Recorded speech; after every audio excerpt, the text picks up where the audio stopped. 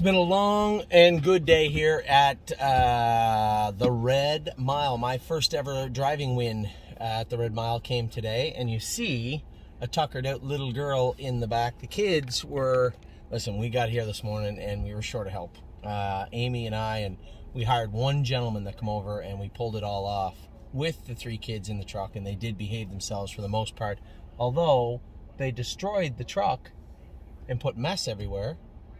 They were actually very good in the truck today. So we're here with Mario's Barn now. I'm going to blow through the rest of the stables, get this over with. Mario's Barn, first glance, couldn't be better than he was the other night. Man, Mario's had a great year. The stable has had a great year. Everybody in the stable has had their moments, and hopefully we'll have more throughout the fall into the winter season.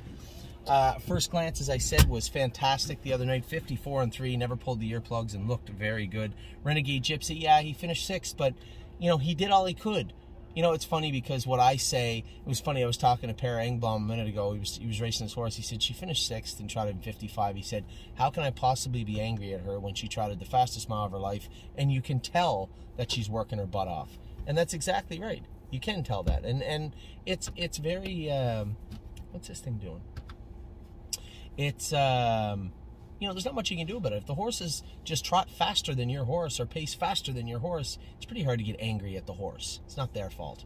And Renegade Gypsy did everything he possibly could the other night. Trotted in 57, fastest mile of his life. They trotted in 55. So it's pretty simple. Off to the grassroots we go. We were in the grassroots, the Incentive B, the Commonwealth Series today in Lexington.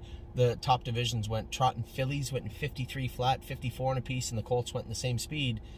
Just can't go there, you know, but we were lucky enough to be in the second bracket, the grassroots bracket, and we had a first, a second, and a second. So I would suspect the same thing will happen here with Rosie's Masterpiece. He's not a gold colt right now, or can't beat those ones anyway, but I think he'll do very, very well in the grassroots.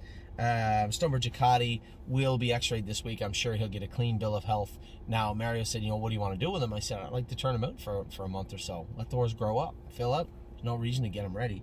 So that's probably what we'll do. Walk on the Moon. A little bit sick, a few flecks of blood there last night. So they are going to try and dry him up best they can. And it's funny, Nancy Tactor's barn over here, and I always walk through the barn and look in all the stalls. There's not a human around. She doesn't know that anyone is watching her. She's walking down the shed row, looking in every stall to see how the horse is. It's a sheer sign of a good horseman. Walk on the Moon. We'll try and dry him up. Probably the little flecks of blood were caused by the mucus and the redness that are in there. So dry the first up, give him some time to heal up properly, and the second shouldn't show up. So 10 days to his next grassroots. I think that is the plan with him.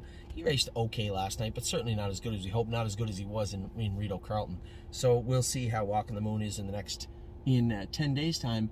And World 4-2 was great again, 3rd and 53. Very, very happy with World 4-2. We're just about to depart the track and head back to the hotel. We got to swim, and then oh, yeah. We got a little bit of a swim to do, and then we are going to supper tonight. John Bootenchain, I got to go over and make sure John's coming, and Scotty Zeron is coming to dinner with us. So that is it. That's a wrap in Kentucky. That's a wrap in Mario's Barn. I'll be back in a minute with the other barns. Just a second.